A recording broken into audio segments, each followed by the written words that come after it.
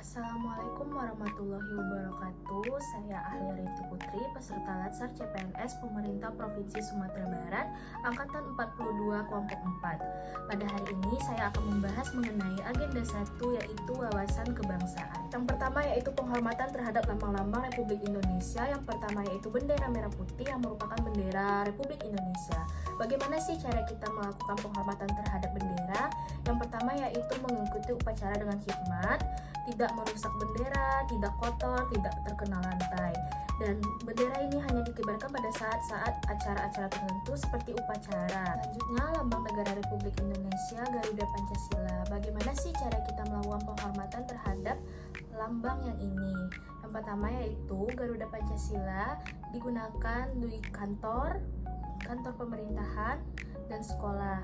Garuda Pancasila juga tidak boleh kita palsukan. Lagu Kebangsaan Indonesia Raya. Lagu Kebangsaan Indonesia Raya merupakan lagu nasionalisme dari negara Republik Indonesia.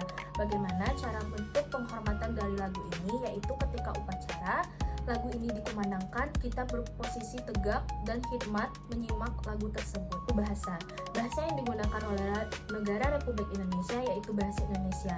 Bahasa Indonesia ini bagaimana sih cara kita melakukan penghormatan terhadap bahasa yang kita ampu sejak dini, yaitu dengan mengajarkan bahasa Indonesia sejak dini. Bahasa Indonesia juga tidak boleh dicampur adukan dengan bahasa lain. Taatan terhadap peraturan perundang-undangan. Sebagai warga negara Republik Indonesia yang baik, kita harus patuh terhadap konstitusi kita, yaitu undang-undang. Nah, bagaimana sih cara kita mengimplementasikan ketaatan kita kepada peraturan perundang-undangan? Yang pertama yaitu untuk mematuhi peraturan lalu lintas, dimana memakai helm ketika berkendara, membayar pajak tepat waktu, dan membawa surat-surat kendaraan yang lengkap ketika berkendara. Membayar pajak tepat waktu. Pajak kendaraan dibayarkan tepat pada waktunya dan taat, dan tidak menghindari kewajiban pajak kita sebagai warga negara yang baik.